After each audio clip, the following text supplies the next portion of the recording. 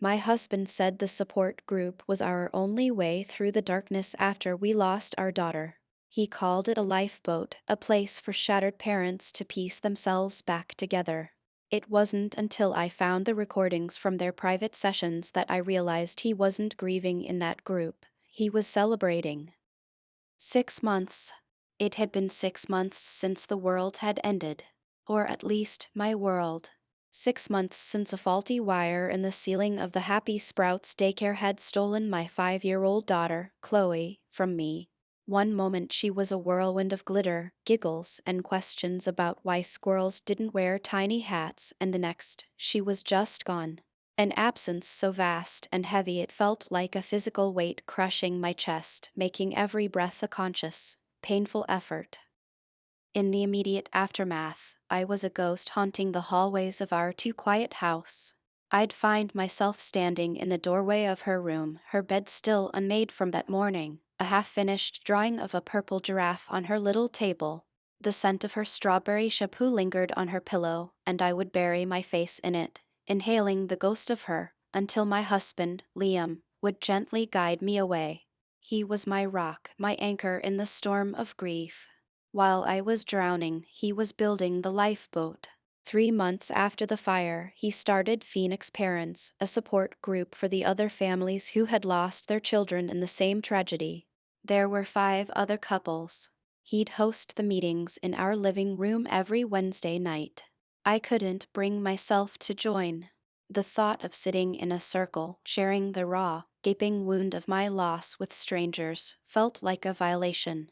I preferred to lock myself in our bedroom, the sound of their murmured voices a distant, painful hum. Liam would emerge from these meetings with a strange sort of exhausted strength. He'd hold me, his chin resting on the top of my head, and tell me, "We're helping each other, Ames. We're sharing the load. You should come next time." His voice was always so steady, so reassuring. He was handling it all so much better than I was. He went back to work after 2 months, managing his team at the architecture firm with a somber resolve that his colleagues called inspiring. He made sure we ate, that the bills were paid, that the house didn't fall into complete disrepair. He was the pillar holding up the ruins of our lives, and I was just another piece of rubble at his feet. I leaned on him, completely and utterly. His strength was the only thing keeping me from shattering into a million irreparable pieces. The days blurred into a monotonous cycle of waking, weeping, and waiting for sleep to offer a temporary escape. My therapist encouraged me to find a small project, something to focus on, to feel a sense of accomplishment. That's what led me to the cloud account. It was an old family account we'd barely used, set up years ago and mostly forgotten. But I remembered uploading a batch of photos of Chloe's first trip to the beach there, pictures I didn't have anywhere else. I wanted to create a digital archive, a place where every last pixel of her precious, short life could be safe. I spent a whole afternoon sorting through blurry selfies and pictures of our dog, Buster, wearing a party hat. It was painful, a journey through a life that would never be, but it was also nice. Seeing her gap-toothed grin, her messy pigtails askew as she chased a seagull, brought a flicker of warmth to the icy cavern of my heart. And then I saw it. A folder labeled Phoenix. My first thought was that it was for the group. Maybe Liam was storing contact information or resources for the other parents. It seemed like something he would do, always so organized, so proactive. I clicked on it, expecting to find spreadsheets or PDF files. Instead, I found a collection of subfolders, each named with a date, and they were all password protected. A prickle of unease ran down my spine. Why would he password protect resources for a support group? I tried the obvious passwords: Chloe, Hope, Support, our anniversary. Nothing worked. My curiosity was now a nagging itch. It was probably nothing, just Liam being overly cautious with people's personal information. But I couldn't shake the feeling that something was off. The last meeting had been the night before. I remembered Liam had been on his laptop for a while before the other parents arrived. I went into the living room and found his laptop on the coffee table, still open. He never left it unlocked. But maybe he was in a hurry. The screen was asleep, but a touch of the track had brought it to life. My heart hammered against my ribs. I felt a surge of guilt, a feeling of snooping, of violating his privacy. But the image of that locked folder in our shared cloud account wouldn't leave my mind. I navigated back to the cloud drive. The Phoenix folder was still there. On his logged-in computer, however, it opened without a password prompt. My breath hitched. The folder was full of audio files. Recordings. Each one was labeled with a date corresponding to the Wednesday night meetings. My initial thought was that he was recording the sessions for members who couldn't attend. But then why the secrecy? Why the password? My hand trembled as I clicked on the most recent file. The recording started. I heard the familiar murmur of voices from the living room. But this wasn't the sound of grieving parents sharing their pain. It was just two voices. Liam's and a woman's. And they were laughing. The sound was jarring, so utterly out of place with what I imagined those meetings to be. It wasn't the gentle, melancholic laughter of shared, fond memories. It was low, intimate, and deeply, deeply happy. My blood ran cold. I recognized the other voice. It was Grace, a woman from the group whose son, Leo, had been in Chloe's class. I'd only met her a few times in passing before the fire, and once afterwards, when she dropped off a casserole with hollowed-out eyes. On the recording, those hollow eyes were nowhere to be heard. Her voice was vibrant, laced with a kind of breathless excitement. "You're terrible," she purred, her voice followed by the soft clink of a glass.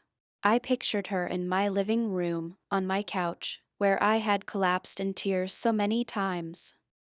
Liam's voice, my steady, grieving Liam, was smooth as silk. "I'm resourceful." They needed a space to talk.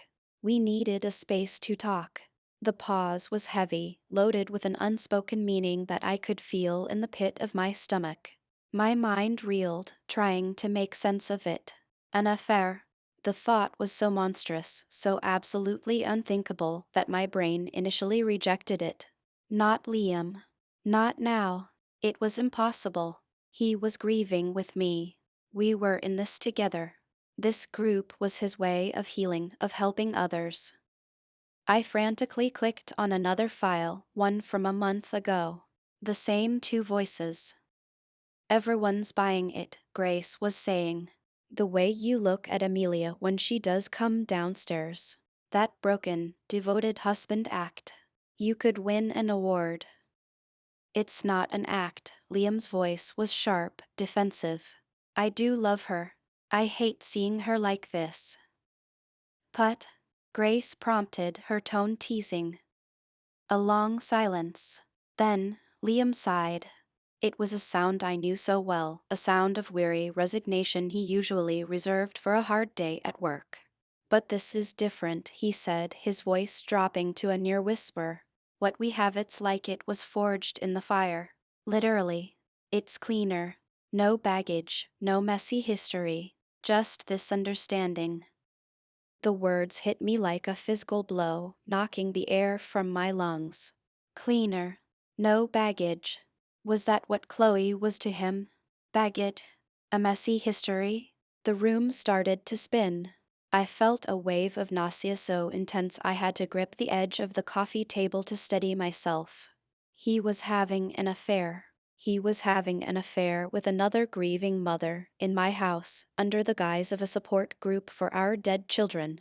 The sheer, calculated cruelty of it was breathtaking. Every Wednesday night, while I hid upstairs, convinced I was the broken one who couldn't face the world, my husband was downstairs, not grieving, but building a new life on the ashes of our old one. Every comforting word he'd spoken to me, every hug, every patient sigh, was now tainted, twisted into a grotesque lie. His strength wasn't for me, it was for her. I had to know more. I had to know everything. I copied the entire Phoenix folder onto a hidden USB drive I kept in my desk drawer. My hands were shaking so violently I could barely control the mouse. I felt like a spy in my own home, a stranger in my own life. Once the files were secure, I deleted the folder from the cloud and cleared the browser history on his laptop, my mind working with a cold, terrifying clarity I hadn't felt in months. The fog of grief was being burned away by the white-hot rage of betrayal. Over the next few days, I became an archaeologist of my own personal hell, excavating the layers of their deceit. I waited until Liam was at work, then I'd plug in the drive, put on my headphones, and listen. I listened to hours of their conversations, their private sessions held before and after the other bereaved parents would arrive and leave. They talked about their spouses. Grace's husband, Mark, was apparently clinging and unbearably sentimental. They talked about their futures. They dreamed of a trip to Italy, of a small house by the coast.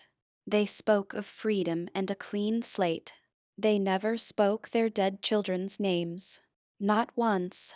It was always the fire, the tragedy, what happened. It was an event that had unshackled them, a horrific, twisted key that had unlocked the cage of their unhappy marriages.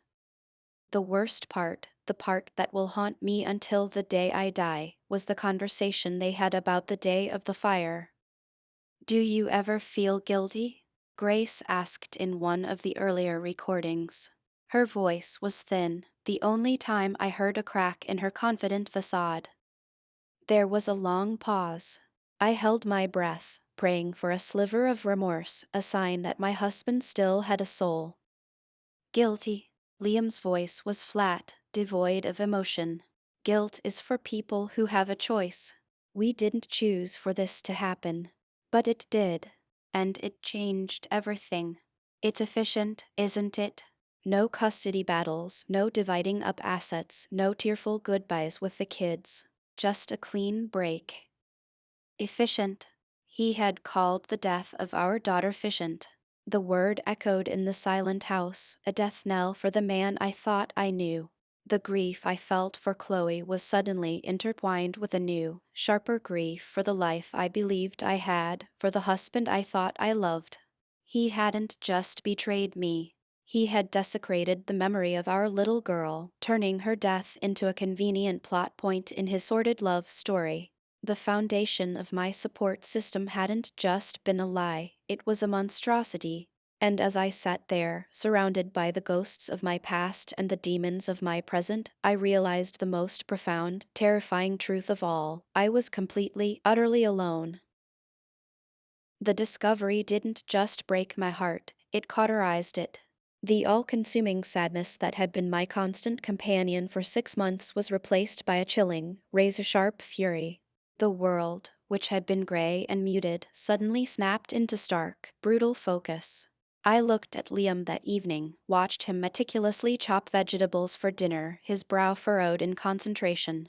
The same focus he applied to his architectural designs, to starting the support group, to covering his tracks. He looked up and gave me a small, sad smile, the smile that used to comfort me, that made me feel seen in my grief. Now, it was the smirk of a monster wearing my husband's face. "You're quiet tonight, Ames," he said, his voice full of faux concern. "Everything okay?" I wanted to scream. I wanted to take the kitchen knife from his hand and hold it to his throat and ask him how efficient this would be. I wanted to play the recordings on a loop, blast them through the house until the walls shook with the sound of his depravity. But I didn't. Instead, I just shook my head and whispered, "Just a hard day." The lie tasted like ash in my mouth. My performance had to be perfect. He and Grace thought they were the only actors on this stage, but I was about to write a new final act. Exposing him wasn't just about revenge for his infidelity anymore. It was about justice for Chloe. He had used her death as his get-out-of-jail-free card. I was going to make sure he ended up in a prison of his own making. My first move was to find a lawyer. Not a divorce lawyer, not yet. A bulldog. Someone who specialized in ugly, messy, public-facing litigation. I found a woman named Cassandra, whose online reviews were a mix of awe and terror. She was described as a shark in a designer suit. She was perfect. I met her in a sterile downtown office, the city noise a dull roar outside the window. I played her a 10-minute long highlight reel I had compiled from the recordings, Liam calling Chloe's death efficient, Grace mocking her own husband's grief, the two of them planning their future. Cassandra listened without a single change in her expression, her fingers steepled under her chin. When it was over, she simply said, "Monsters. So, what's the end game, Amelia? Do you want to ruin him financially? Publicly? Both?" "I want everyone to know exactly who he is," I said, my voice shaking with a cold rage. "And I want her to burn with him. The other members of that group, they think he's a saint. They look up to him. I want them to know the truth. I want his family to know. I want everyone who ever called him inspiring to see the ghoul he really is." Cassandra nodded slowly. Public humiliation is a powerful tool. But we need more than just audio recordings that could be disputed. We need something undeniable. That's when the plan began to form. The support group was having its 6-month anniversary next week. Liam was planning a special memorial evening. He'd told me about it, his voice full of summer pride. He was putting together a slideshow of the children. He'd asked all the parents for their favorite photos. He was going to project it onto the large wall in our living room. It was going to be, in his words, a beautiful, cathartic tribute. The hypocrisy was staggering. He was going to use my daughter's face, her smile, as a backdrop for his performance. And that gave me an idea. A terrible, beautiful, perfect idea. I spent the next week living a double life. To Liam, I was the fragile, broken wife, finally taking a small step forward. I told him I wanted to contribute to the slideshow. I said I was ready. The look of relief and pride on his face was almost enough to make me vomit. He gave me access to the presentation file he was building, a shared file on his laptop. While he slept, I worked. I downloaded every photo he had gathered of the other children. I spent hours editing, my grief and fury fueling me through the nights. I was no video editor, but the internet can teach you anything. I learned how to overlay audio, how to time images to specific words, how to make a title card. I was at my lowest point, a hollowed out shell of a woman. But in that hollowness, I found a strange kind of strength. I was no longer just a victim of tragedy, I was an instrument of justice. My grief for Chloe hadn't shrunk, but it had changed. It was now a weapon. I was wielding the memory of my daughter not to mourn, but to fight. The night before the memorial, I put the finishing touches on my project. It was a masterpiece of emotional devastation. It was cruel. It was vicious. And it was exactly what they deserved. I replaced Liam's sentimental slideshow with my own file, renaming it to match the original. He would never notice. He'd just press play. And then the show would begin. The curtain would rise, and everyone would see the real monsters. The suspense was a living thing inside me, a coiled snake in my gut, waiting for the perfect moment to strike. The night of the memorial arrived cloaked in a damp, chilly fog that mirrored the cold dread in my veins. The other parents trickled in, their faces etched with the familiar, permanent sadness I knew so well. There was Mark, Grace's husband, a kind man with gentle eyes who always looked lost. There were the Davidsons, who had lost their twin boys. They all brought food they wouldn't eat and offered quiet, sympathetic hugs. I accepted them all, playing my part. I was the grieving wife, finally emerging from her shell. They told me how brave I was, how wonderful Liam had been to create the sanctuary for them. I just nodded, a silent scream trapped behind my teeth. Then Grace arrived. She walked in and her eyes immediately found Liam's. It was a flicker, a momentary connection so quick that anyone else would have missed it. But I saw it. I saw the possessiveness, the shared secret that hung between them in the air. She gave me a hug, her perfume cloying and sweet. Emilia, she whispered, her voice dripping with fake sympathy. I'm so glad you're joining us tonight. We've all been so worried about you. I almost recoiled from her touch. I felt like I was being embraced by a snake. Liam gathered everyone in the living room. The lights were dimmed and a projector was aimed at the large, blank wall where a portrait of Chloe used to hang. I had taken it down that morning. I couldn't bear for her to watch this. He stood before them, the perfect image of the compassionate leader. Thank you all for being here, he began, his voice thick with emotion. Tonight is about honoring our children. It's about remembering the light they brought into our lives. We've shared our pain in this room, and tonight, I hope we can share some of the joy they gave us. He gestured to the wall. I've put together some photos. A tribute to our beautiful kids. He walked back to his laptop, which was connected to the projector. My heart was pounding so hard I could feel it in my throat. This was it. He looked over at me and gave me a small, encouraging smile.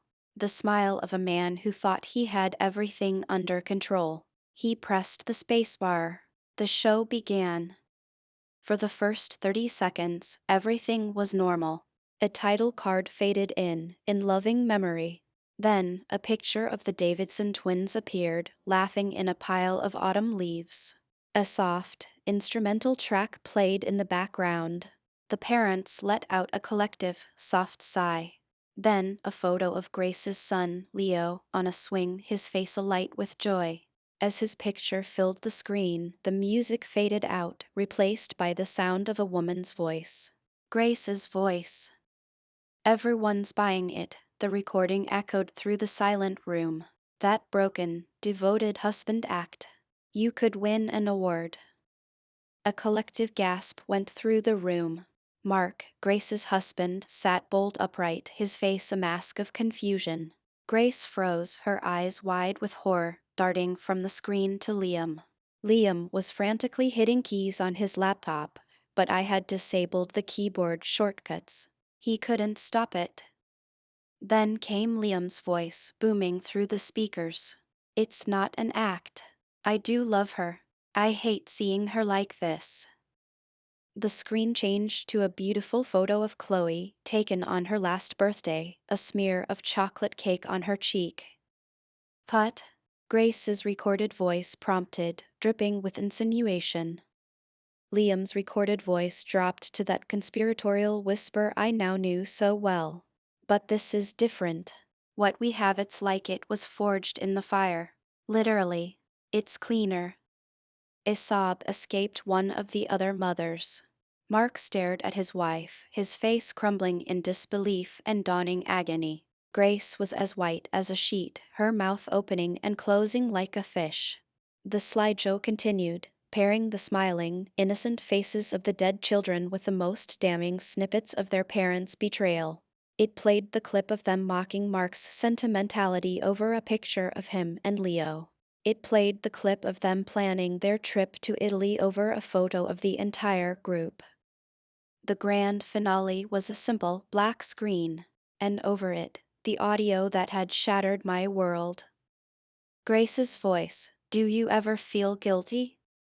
And then Liam's, flat and cold as a tombstone, "Guilty. Guilt is for people who have a choice. We didn't choose for this to happen. But it did. And it changed everything. It's efficient, isn't it? No custody battles, no dividing up assets, no tearful goodbyes with the kids. Just a clean break." The recording ended. Absolute, deafening silence descended upon the room. No one moved. No one breathed. Then Mark slowly got to his feet. He looked at Liam, then at Grace, and the look on his face was one of utter devastation. He didn't say a word. He just turned and walked out the door.